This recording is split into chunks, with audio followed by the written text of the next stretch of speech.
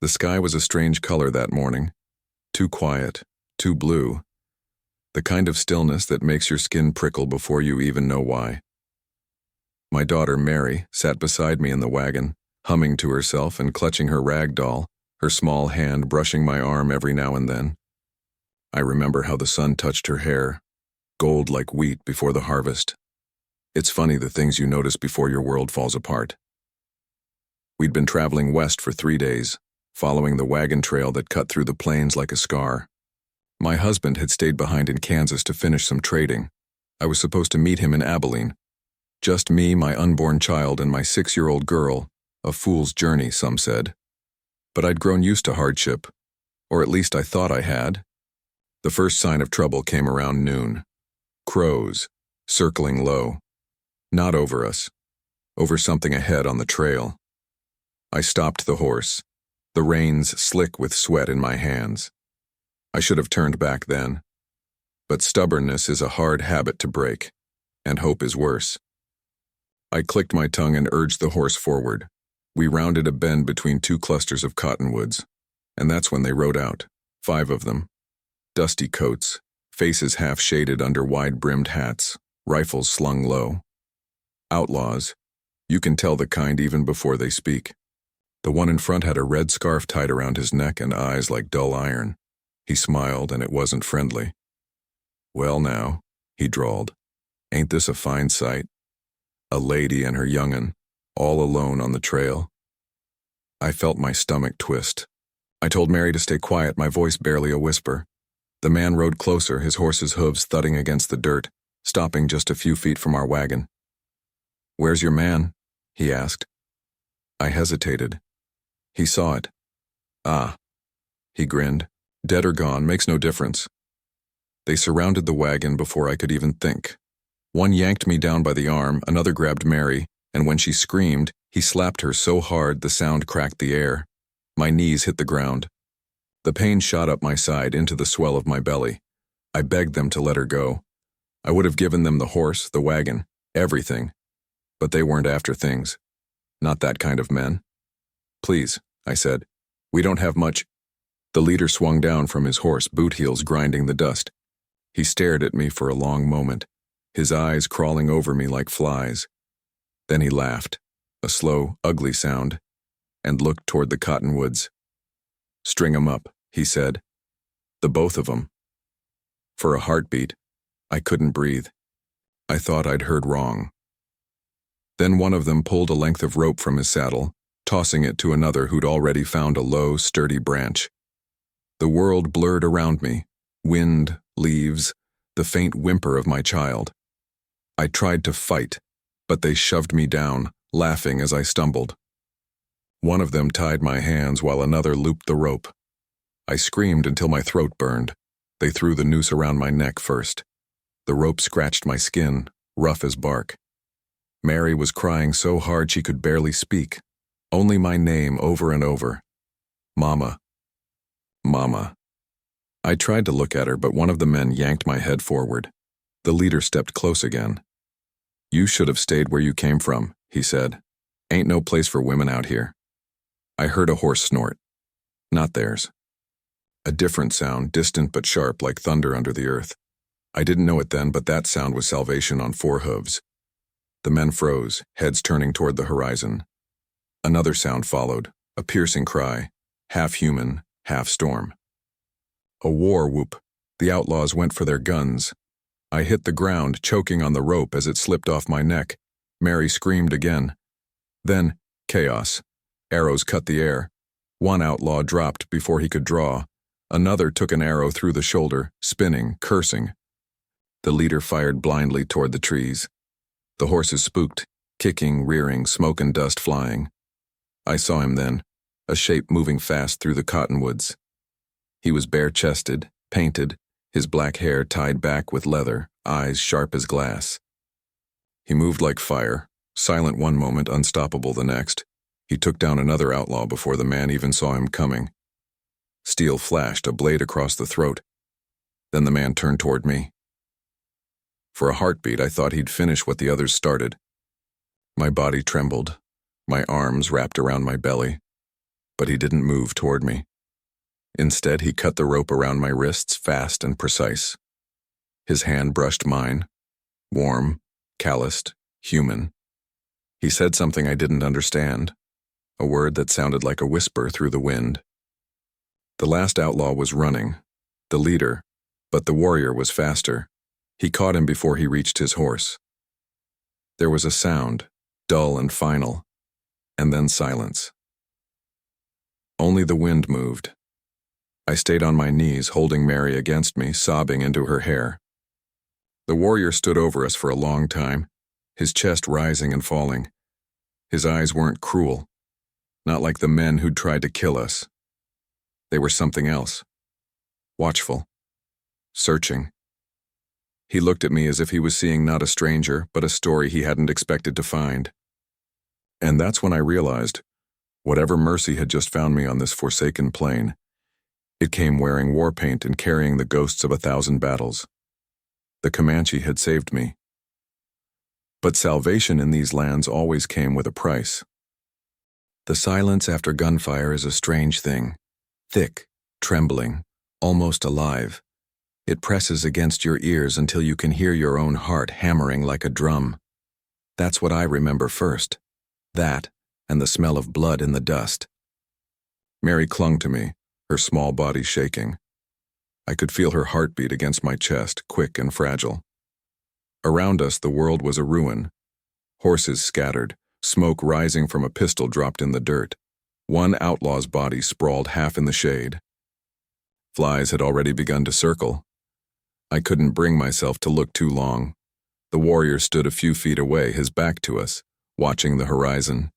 His hair hung to his shoulders, dark and tangled with bits of grass and wind. The muscles in his arms caught the light when he moved. Every motion was quiet, deliberate, like a man used to surviving where noise meant death. He turned after a while, his gaze falling on me. I tensed, pulling Mary closer. My mind kept whispering, "He's Comanche. You've heard the stories." Stories of raids, of burning settlements, of women taken and never seen again. Out here, fear was a language all settlers knew by heart. He said something, a string of words I couldn't understand, and took a step closer. I backed away instinctively until my heel struck the broken wheel of my wagon. My throat was too dry to speak. He stopped then, raising his hand slightly, palms outward. Peace. That's what the gesture meant, even if I couldn't hear the word. He glanced toward the outlaw's horses, then back to me, then to the sky. He spoke again, quieter now, as if explaining something. His voice was deep but steady, not harsh, not mocking. For the first time since morning, I didn't feel like prey. When I didn't move, he walked to one of the outlaw corpses and pulled a blanket free from a saddlebag. He brought it toward me and dropped it at my feet. Then, without waiting for thanks or fear, he knelt beside the dead men and began to gather things. Water skins, knives, what little food was left. Practical. Efficient. Like he'd done this before, many times. I watched him, torn between terror and some strange flicker of gratitude. My hands were shaking too badly to untie the last bit of rope still cutting into my wrists. He noticed. Without a word, he stepped close again, took the rope gently, and cut it with his knife. His fingers brushed my skin just a second, and I flinched, though not from pain. He looked at me then, straight into my eyes. For the first time, I saw no cruelty there, only curiosity, maybe pity. He pointed toward the west, where the sun was already lowering, and said something that sounded like a command. I didn't move. He frowned slightly, then repeated it softer this time. When I still didn't understand, he walked a few paces, gesturing for me to follow. I hesitated. The wagon was broken. The trail behind us was littered with death. There was nowhere to go. No one left to find. My husband was hundreds of miles away, if he was even alive. And this man, this stranger, had just saved me from a noose. I took Mary's hand. She was staring at him, her eyes wide but not afraid. Children see truth faster than grown folk sometimes. "Come on, sweetheart," I whispered. "Stay close to Mama." We followed. He led us through the cottonwoods toward a narrow stream that wound like a silver ribbon through the brush. He knelt to fill one of the canteens, then handed it to me. I hesitated, half expecting it to be some trick, but thirst doesn't care about fear. I drank and the water burned down my throat like mercy. When I handed it back, he gave a short nod, then looked toward the sky again. He seemed restless, scanning the tree line, listening to something I couldn't hear. Then, without warning, he motioned for us to get down. I dropped beside Mary, heart pounding. The warrior melted into the brush like smoke. For a full minute there was nothing but the sound of my breath and the rustle of leaves. Then I heard it, faint hoofbeats in the distance. More riders. The warrior reappeared, crouching low, his expression sharp. He whispered something under his breath, a prayer maybe, or a curse, then signaled for silence. The riders passed not far from us, 3, maybe 4. Outlaws or scouts looking for the ones who'd just died. My hand tightened on Mary's arm until she whimpered softly. When the riders disappeared over the ridge, the warrior rose, scanning the horizon one last time before relaxing. His shoulders eased, and he glanced at me again. There was something in his look now, and as if to say, "You see, I kept you alive again." That was the first moment I felt something other than fear. As twilight settled, we built a small fire in a hollow sheltered by rocks. He worked silently, his hand sure and fast. I sat nearby, Mary asleep in my lap, the blanket around us both. The night wind carried the scent of sage and smoke. When he was done, he sat across from me. The fire painted his face in orange light, shadows flickering across the scars that traced along his collarbone and down his arm. He must have seen battle long before today. He took a piece of dried meat from his pouch and handed it to me. I shook my head at first, but he insisted, setting it near me before eating his own. Hunger won out eventually. For a while, neither of us spoke. The fire cracked softly, and somewhere an owl called. The world felt suspended. 2 strangers, 2 enemies by the laws of this land, breathing the same firelight. He said something then, a single word, and touched his chest. I realized he was giving me his name. The syllables were low and rough, shaped by a language older than the one I knew. I tried to repeat it. He smiled, not wide, just a flicker, but it softened the edges of his face. Then he pointed to me, waiting. "Ellen," I said. My voice barely made a sound. "My name is Ellen." He repeated it slowly, as if tasting it on his tongue. "Ellen." For a heartbeat, I forgot the blood and the fear. For a heartbeat, it felt like the world hadn't completely ended.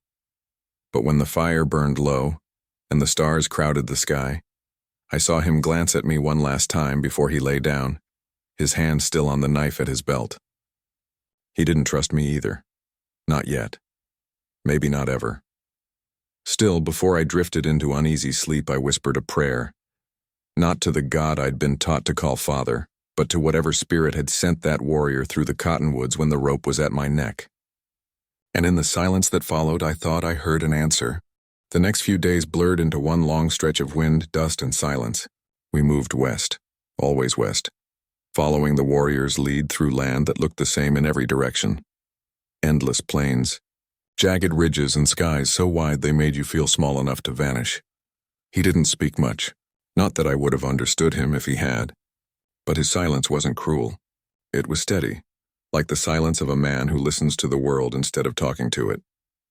I started to notice how he moved, how he read the earth, the tilt of a blade of grass, the faint bend of a hoofprint, the way the air shifted before dusk.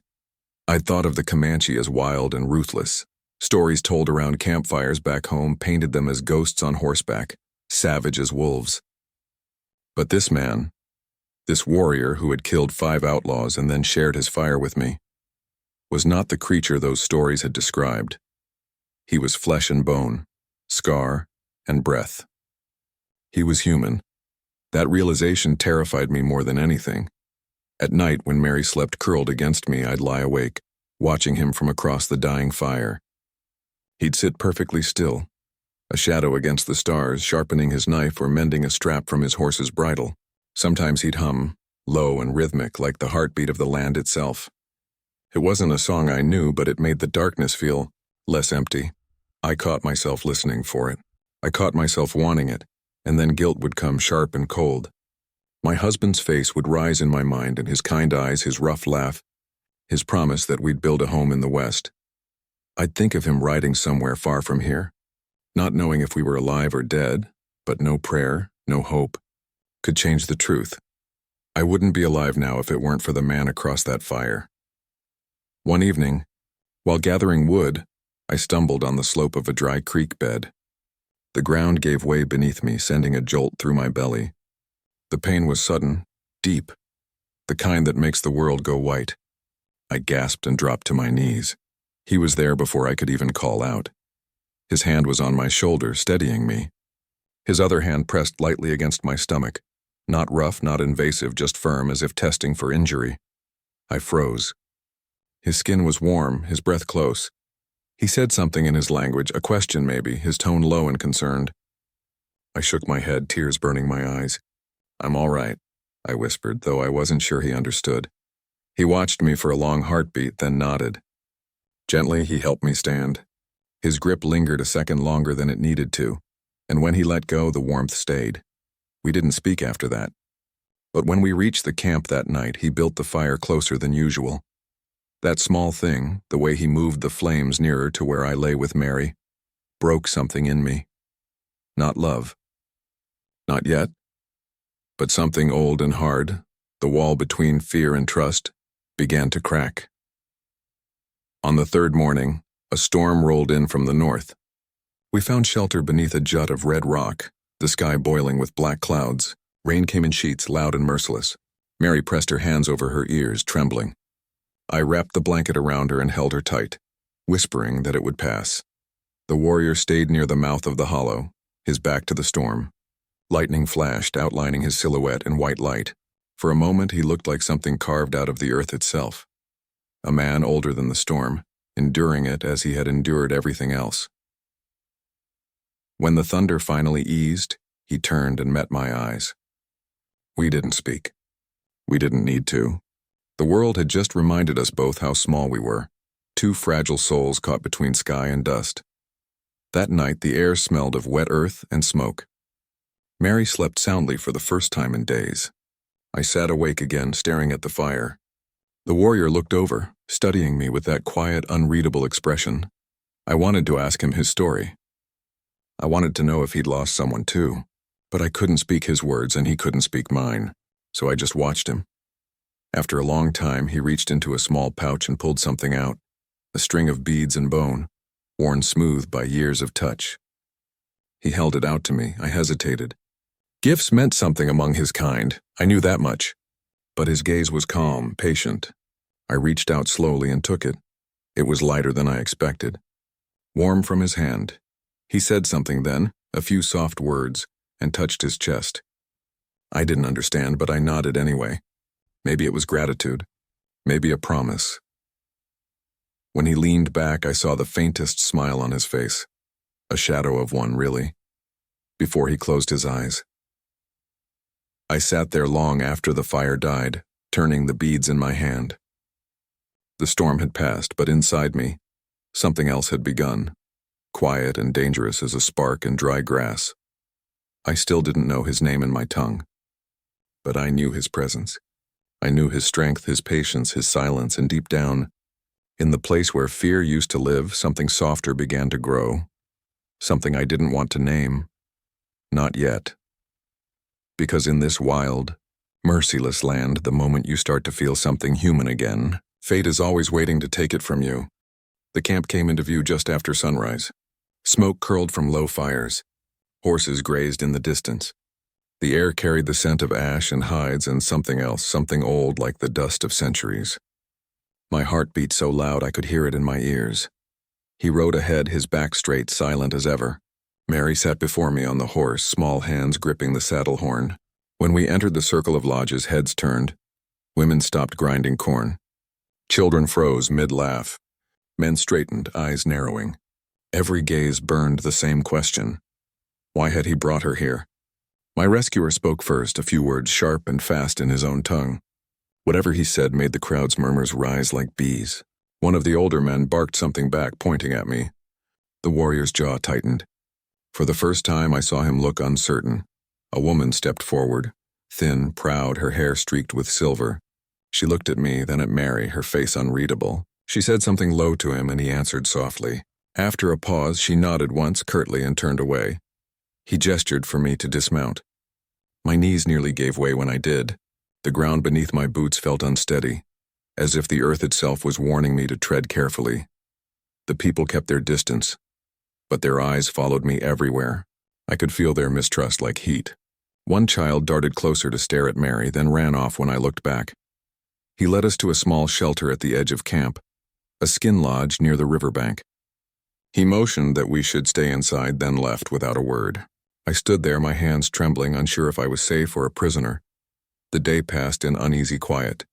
Women brought food, a bowl of something warm, a bit of bread, but placed it on the ground and backed away. No one spoke to me. That night the warrior returned. He entered slowly, ducking beneath the flap, and sat near the fire pit. The light caught the lines of exhaustion around his eyes. He pointed to himself. Tawakoni, he said, his name. At last I knew it. I nodded, touching my chest. Ellen, he repeated it, then gestured toward Mary. Ellen. Little one? Mary, he smiled faintly. The sound of their names together, Tawakoni and Mary, was strange, almost sacred in that small, smoky space. He handed me a small knife, its handle carved with bone. For you, he said, the first English words I'd ever heard from him. I stared. He knew a little of my tongue, maybe more than he let on. Thank you, I whispered. He nodded, his expression unreadable. Then he rose and left again, leaving the knife beside the fire. That night, as Mary slept, I lay awake listening to the rhythm of drums in the distance. They beat slow, steady, ancient. The sound seemed to travel through the ground itself into my bones. I thought of all I'd lost, my home, my husband, my old life, and all I'd gained that I didn't yet understand. I was alone among strangers. But the man who had saved me was out there, somewhere beyond the firelight, and for reasons I couldn't name, that knowledge kept me from falling apart. Still, not everyone wanted us there. 2 days later, a young man from the camp, broad-shouldered, angry, appeared near our shelter. He shouted words I didn't know, his eyes blazing with contempt. When I stepped forward, he spat at the ground in front of me. Before I could react, Tawakoni was there. He spoke sharply, the two of them exchanging fierce words. The younger man's hand went to his knife, but Tawakoni moved faster. One fluid step forward, no blade drawn. Just a look that promised death if he tried. The man backed down. Cursing, Tawakoni turned to me then, his face softening. He touched the air beside my shoulder, not quite touching me, a promise of safety. Then he left again.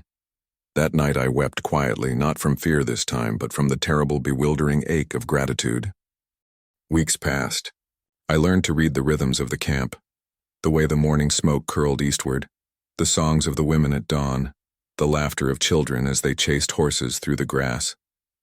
I still didn't belong. But the fear that had once ruled me began to fade. Tawakoni visited often. He taught me small things, how to grind corn, how to bind a wound with sage, how to tell a storm's direction by the way the wind smelled before rain. He spoke more English than I'd guessed, haltingly, but clear. You, strong, he told me once after I managed to lift water from the river without spilling a drop. Not strong, I said, smiling faintly, just stubborn. He frowned, trying to understand, then laughed, a sound I'd never heard from him before.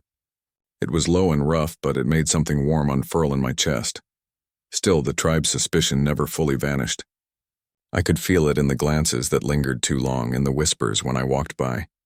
Some saw me as a curse, others a curiosity. One night, while the men were away hunting, a few of the younger warriors came to our shelter.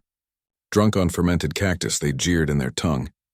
I pulled Mary behind me, heart pounding, then a voice cut through the darkness, sharp, commanding Tawakoni. He was on them in seconds. No blade, no shouting, just a few swift blows, the kind that made clear who ruled the space. When they staggered off, he turned to me, chest heaving. His hand brushed my arm, trembling. Safe, he said. I wanted to thank him, but the words caught in my throat. The firelight flickered across his face, across the scar near his temple. He'd fought for me again, and I didn't even know why. Later, when Mary slept, I found him sitting outside beneath the stars. I sat beside him without speaking. For a long while, we just listened to the night. Crickets, the river, the slow breath of horses nearby. He said quietly, "You go back?" The question struck me hard. Go back to what? The world I'd known was gone. If I found my way to Abilene, would anyone believe what had happened? Would anyone take us in? I don't know, I said. Maybe there's nothing to go back to. He nodded, eyes still on the horizon. Then you stay. It wasn't a command. It was an offering. I didn't answer right away. But when he looked at me, I saw something there. Respect, sorrow, hope. In that moment, I realized that what bound us wasn't language or blood. It was survival. Two souls pulled through the fire, finding shelter in each other's shadow. I took his hand. He didn't flinch. For the first time since the day of the hanging, the wind didn't sound like mourning. Spring came. The grass grew tall and soft, and Mary laughed again, chasing foals through the meadow. The tribe never fully accepted me, but they no longer turned away either. I worked, I learned, I endured. Tawakoni and I spoke little of the past. We didn't need to. It lived in our scars, in the quiet look shared across a fire, in the simple fact that we were still alive. One evening, as the sun sank red behind the hills, he took my hand and placed it on his heart. Home, he said simply. For a moment I thought he meant his lodge, his tribe. Then I understood. He meant me. I smiled, tears hot against the wind. Home, I whispered back. The plains still carry ghosts. Sometimes, when the wind rises at dusk, I hear echoes of that day, the creak of rope, the shouts. The arrows whistle through the air. But then I hear laughter too. My daughter's voice. His low hum beside the fire. And I know that not all stories end in death. Some end in survival. Some end in love born from the ashes. And some, like mine, never truly end at all.